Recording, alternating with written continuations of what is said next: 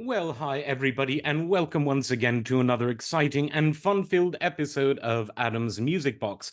Where today I want to talk about something that a lot of people on podcasts, on YouTube, on everywhere are talking about, and that's the 2004 inductees to the Rock and Roll Hall of Fame. Now, I'm opposed to halls of fame for the arts in general because art is the opposite of competition. Art is where it's totally subjective, where in sports, unless there's fraud or cheating, it's totally objective.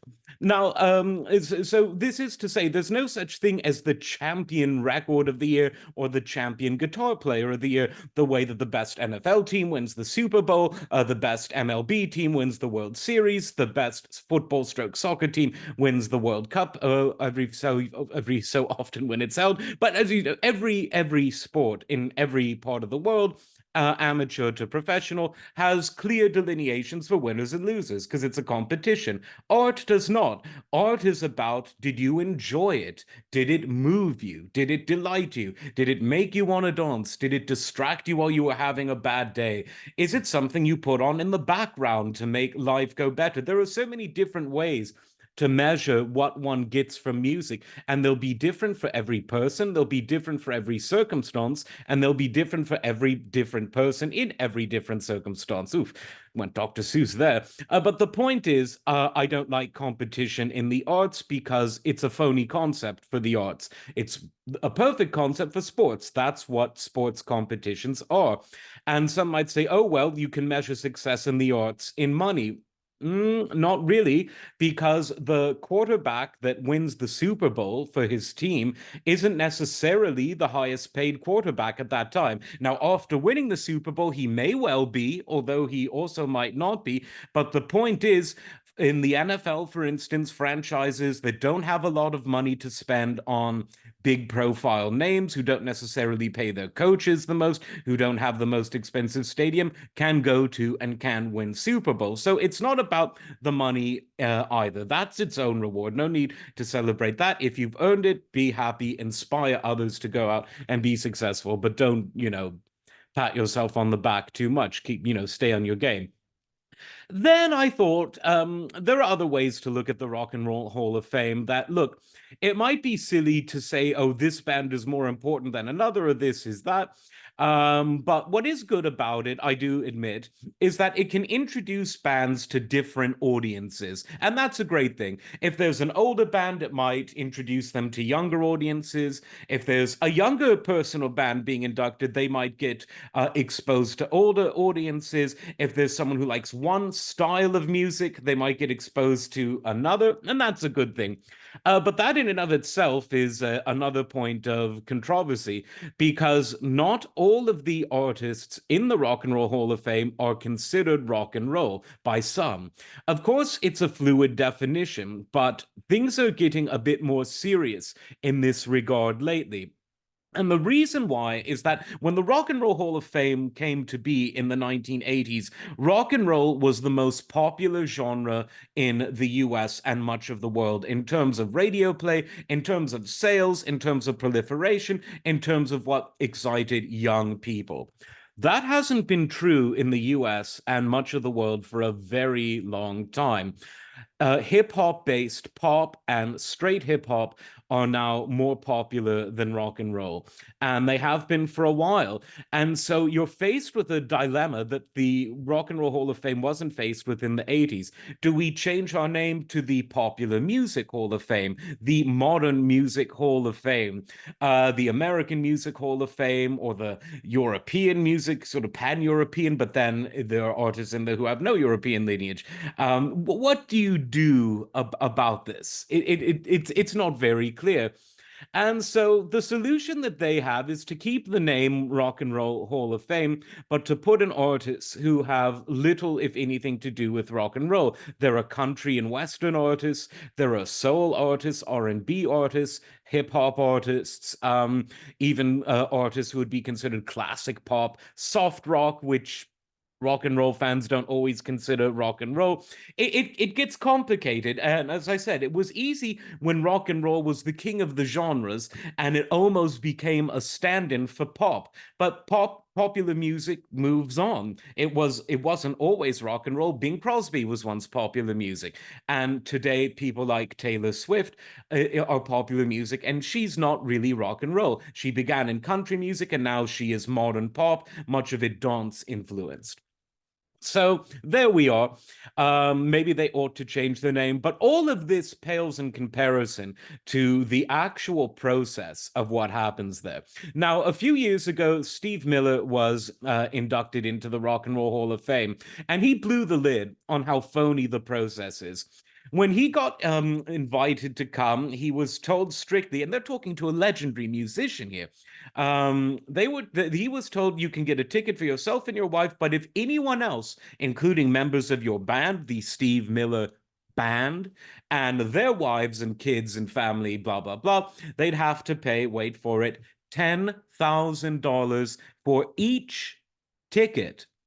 And these people, I could understand if there was sort of a VIP meet and greet, spend the weekend with Paul McCartney or Stevie Wonder in a secluded hotel. Not like that, you dirty people. But if you were to do that, I could sort of see that. But to attend your own show, that would be like pre-charging Patrick Mahomes to go to the Super Bowl, when in reality, the team that wins the Super Bowl each year gets a bonus. That's how it should be.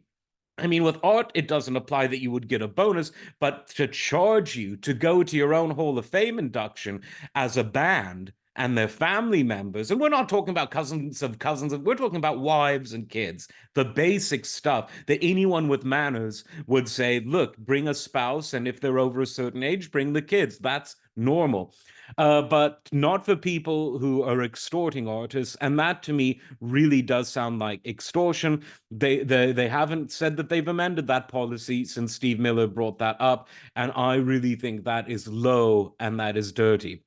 The other problem with the Rock and Roll Hall of Fame is that they choose which members of a band get inducted, which is fine if you're a band that's never had a lineup change. But a lot of bands, particularly as time goes on, have many lineup changes, and that's just wrong. It's judgmental. It's exclusionary of people who played a role. Again, look at the sports analogy. Even the backup kicker on the Kansas City Chiefs gets a Super Bowl ring. He's a Super Bowl champion. Yes, we know objectively that he didn't do as much as Mahomes or Kelsey, etc., but he's still on the team. He still won the Super Bowl, as do backup quarterbacks. Obviously, an important role, but if you don't play a single snap, you still get the ring. And so I would say that anyone who has ever been in a band, not in any band ever, but let's say a band, just for instance, like Yes, who were inducted a few years ago, they've had so many lineup changes, and they should have had everyone involved in the band be inducted rather than just those who sold the most records. That was wrong. Steve Miller's band, what they did to them, absolutely wrong. The list can go on and on. What they did. Steve Morse, who had been with Deep Purple for decades, wasn't inducted. It just made no sense to me. Totally unfair. So either have everyone who's been a part of a band be indicted. I said it again, inducted, or let the band in its current formation choose. And I think most, except for the ones with the lawsuits going, would choose appropriately. But obviously, I say, come one, come all, invite everyone. But that isn't where the problems end. The whole ceremony goes on for far too long, far too contrived. They need to rethink how they do it. Maybe have it, maybe make it actually feel like a rock concert rather than a kind of button down event. But I guess when you're paying 10,000 to have your kid come with you, it just the whole thing seems really weird. That said, there are some really good artists that are going in this year. Foreigner, long, long, long overdue. One of the very quintessential late 70s and 1980s rock. AOR, in many ways, the most successful of all the rock genres. and one that really required great production, great musicianship, great singing, and Foreigner, if not the best, certainly one of the best exemplars of that. Peter Frampton, we've talked about him before, amazing songwriter, truly a songwriting craftsman, great guitar player, great guy. His reputation as a teen idol in the late 70s with Frampton's Come Alive sort of obscures the fact that he's really an absolute genius. Ozzy Osbourne being inducted as a solo artist, fine. I mean, I don't know why they can't I don't know why they can't induct solo artists and their bands at the same time. So Black Sabbath plus Ozzy Osbourne. I mean, why do it twice? I guess because that way they want to get extra mileage out of a single person. I think Stevie Nicks was inducted as a solo artist, and obviously Fleetwood Mac as well. A Tribe Called Quest, not rock and roll, hip hop, but very good hip hop. Great melodic production, amazing flow, really clever rhymes, very lots of double entendre there. So not rock and roll, but great musicians. So great artists. Up to you. Cher, is she rock and roll? I suppose a lot of what she did could be considered soft rock or pop. I mean, Sonny and Cher were definitely part of rock culture. So she's a legend, obviously, rock and roll. Well, not in the sense that Lemmy of Motorhead was rock and roll, but who knows about that? And Mary J. Blige, again, contemporary R&B, not rock and roll, but a great talent. Speaking of Super Bowls, she was there just the other year. And I know that I'm forgetting some others, but those were the ones that really came to mind. In fact, I can even look it up if you'll bear with me. Just to see, because now you've got me, it feels like a dialogue here, and you've got me curious to see who actually is going to be in 2024. So who else? Jimmy Buffett. So Jimmy Buffett's going in. Kind of sad that you had to wait till he died. Again, country, pop country, rock and roll, but obviously great talent. Brought joy to millions of people. Why wait till he's dead? Kool and the Gang, one of my very favorite bands of all time, along with the Isley Brothers and Parliament Funkadelic and Ohio Players, probably the four most important funky soul bands of the 70s and into the 80s. Truly, truly a great band. Rock and roll, though, no, soul, funk, rhythm and blues. Again, all of those genres play a role in rock and roll, but again, maybe call it something else.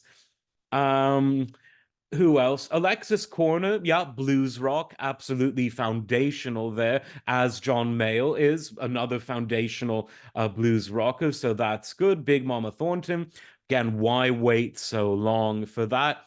Dionne Warwick, one of the best singers of all time, but why wait so long? Luckily, she's alive.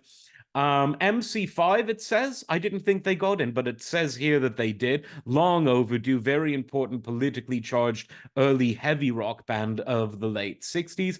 Dave Matthews Band, yeah, that's definitely newer than some of these other artists, but yeah, very good band. So there you go. Make of it what you will. A corrupt organization that can and should do better. I think Steve Miller really got it right. Let me know what you think. Like, subscribe, and we will see you next time. Take care.